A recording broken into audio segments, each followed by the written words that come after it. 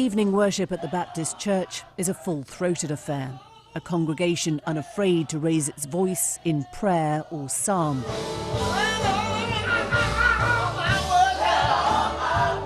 But this week, they're being asked to participate in more earthly matters too. Everybody has this right, and thank God for this right to vote. And that inspires me to vote when I see people trying to take my right away. It takes me back to my forefathers when you couldn't vote. Because they had us as slaves, but I ain't a slave no more. That message has a special urgency right here and right now.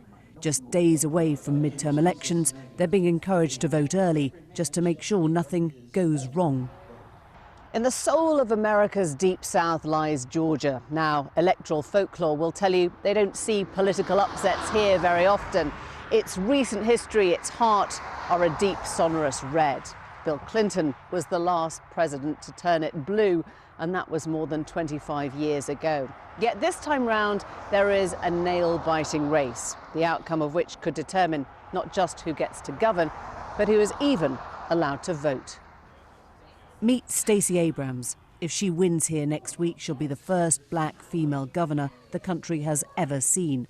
She's spent years fighting changes, championed by Georgia's Secretary of State, that have removed thousands of people from the electoral register. Those changes appear to hit ethnic minority voters most, who, guess what, tend to vote Democrat. Are you worried about voters being removed from the ballot here in Georgia? I'm concerned about voter suppression, but the antidote to voter suppression is voter engagement. He has made it his mission to tilt the playing field. We can win by overwhelming the voting box with the number of eligible voters, and his concern is right. He is concerned that if everyone who's eligible votes, then he will not win, and we intend to prove him right. Do you see anything else you would like? Those are often the people hardest to reach, a demographic with less sense of entitlement, which is why a free registration service is now offered at the local food bank, helping low-income families with their paperwork. Requiring voter IDs is a form of voter suppression in the sense that it's almost like a poll tax, because the cost a lot of times for getting an ID is prohibitive for certain groups of people.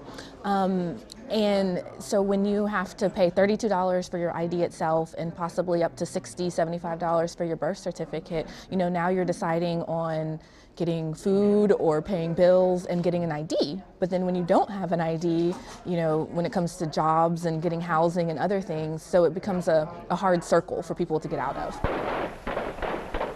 It's hard to talk about voting in the South without going back to the civil rights movement and Atlanta's most famous son, Martin Luther King.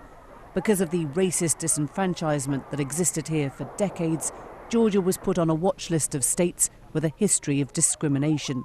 It meant any change to voting measures had to be pre-approved by federal government. 5 years ago, the US Supreme Court struck down a key provision of the 1965 Voting Rights Act, allowing Georgia to make the rules for registration much stricter. The result was overwhelming. The Associated Press reported that 670,000 people were purged from the electoral roll last year alone. The question is this: how much of that was intentional racial voter suppression? Now you're ready for Election Day. The reasons people find themselves removed are various and complicated. Polling stations shut down, updated rolls, perhaps a change of address.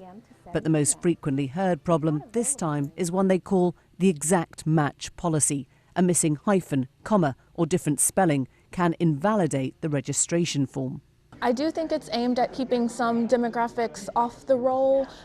Maybe that's not what it was initially used for, but I do think that that's what happens now. And I mean, the data shows that, you know, with I think the 53,000 pending, it was like 70% people of color. And so even if you try to make the argument that that wasn't what it was intended, these are the actual consequences.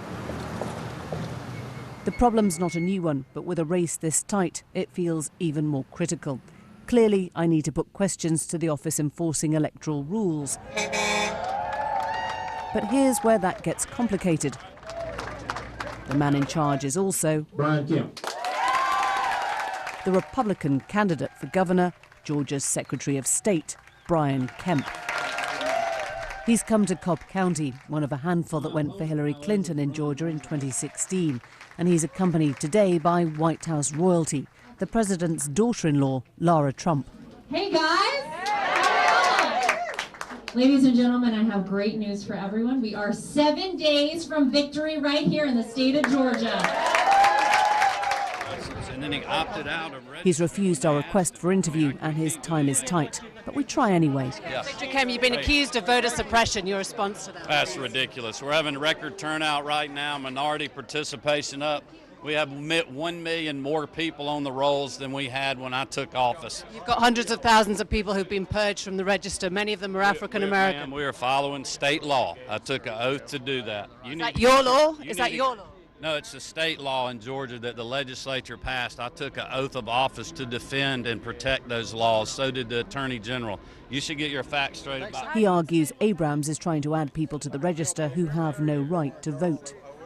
Candidate Annette Davis backs him up. She knows Stacey Abrams. They attended the same school, Spelman College.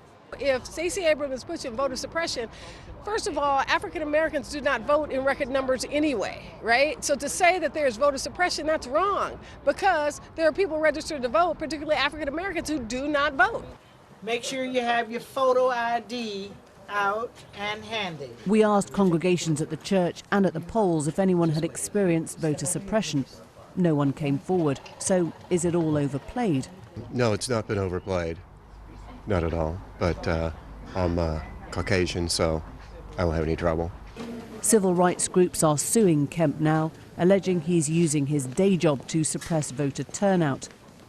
In 2002, there were roughly around 20,000 Latino registered voters.